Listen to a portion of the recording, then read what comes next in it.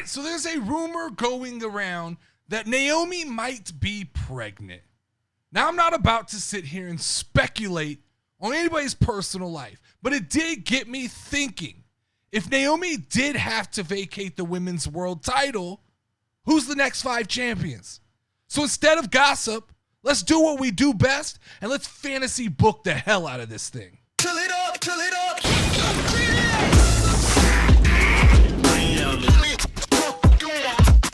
So look, even if the rumors are not true, this is still a great excuse to move some of the chess pieces around on the board and kind of flip the women's division upside down. I'm talking taking the exact order of the next 5 women's champions and laying it out how it happens and why I think it will be must-see WWE TV. So let's start with step 1. You got to stabilize the division, stabilize the belt. First name that comes to mind is Rhea Ripley. Now, I know, half of the internet is already rolling its eyes like, we've had enough of Rhea Ripley. But hear me out. If Naomi vacates the title, you go right into that same night, Rhea Ripley versus Io Sky, Monday Night Raw, hell of a main event. No tournaments, no weeks of qualifying matches, just boom, here is your title match. And Rhea finally gets that big emotional win over Io Sky. The crowd is happy, the belt is secure, and then Stephanie Vacaire's music hits. We get a stare down to end Monday Night Raw, and we are immediately cooking in the women's division. So this sets up Clash at Paris. Hot crowd, big fight feel. Rhea Ripley, the most over woman in the company, against Stephanie Vacaire, who's got the internet wrapped around her finger. And guess what?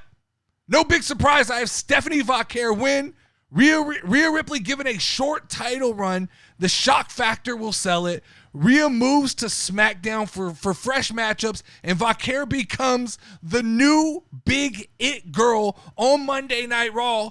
And now we've got some fresh blood to build the Raw women's division around. And here's where I would let Vacaire have a nice long title run, like actually make her feel unstoppable. She survives pretty much everybody you throw at her all the way up until WrestleMania. I think she wins at WrestleMania. You give her a WrestleMania moment. But after that, you officially put Stephanie Vacaire on that clock where we start thinking, who's the next champion?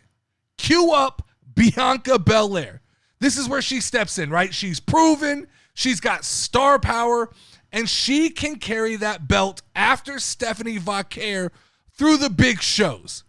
And as Bianca Belair's champion, this is where you start to tease the idea that we might see Jade Cargill versus Bianca Belair. Now, as SummerSlam rolls around, we do Bianca Belair versus Jade. I've downgraded Bianca and Jade from a must-see WrestleMania match to a marquee SummerSlam match. And Bianca Belair should win that match, creating 2 parallel storylines. Number 1, it solidifies Bianca Belair. Number 2, it starts to create this feeling of, can Jade win the big one? That's 2 stories running parallel. Now, you let Bianca keep rolling until you have somebody who catches fire. If I'm booking, that name is Roxanne Perez. I'm talking, you build her to be a smug, I'm the future, I'm the prodigy, just the ultimate heel in the women's division. She cheats, she plays these matches smart, she's technical, and she eventually takes down Bianca Belair. So if you look at what we have so far, you have a pretty simple booking for the next 4 champions. You have Rhea Ripley, Stephanie Vacaire, Bianca Belair, and Roxanne Perez. So this is where it gets fun. If the rumors are true, this would give Naomi time to do the family thing, recharge, and come back. Royal Rumble 2027, her music hits, the crowd loses their mind, but plot twist, she loses the Royal Rumble as the second to last person in the match, and she's eliminated by Jade Cargill. This leads to Naomi working her way into the Elimination Chamber, where she ultimately smashes Roxy and becomes the new Women's World Champion. She gets a big pop, it's emotional, and it becomes the Naomi show all the way up until the run of WrestleMania. And then we get to the final chapter. I know I promised 5, but I'm going to give you 6. WrestleMania, Naomi versus Jade Cargill. This time, Jade finally gets it done, completing the can she win the big one storyline.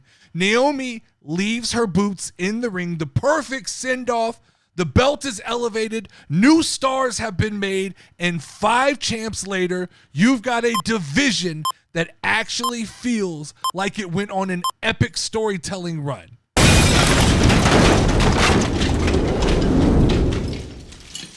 So that's my order. Rhea Ripley, Stephanie Vaire, Bianca Belair, Roxanne Perez, Naomi, and then I gave you a bonus name of Jade Cargill. Let me know who your 5 is. Drop them in the comments. And if Naomi is really expecting, shout out to her and Jimmy. I guess what Naomi said was true. Big Jim don't miss. They speak noise, I rise from hate. They say stay quiet, I chose to create. No filter, no leash, no PG tone. Sit atop my throne when I set the tone. All these little nerds want a Wi-Fi flex. Gimmick boy shit, can't cash the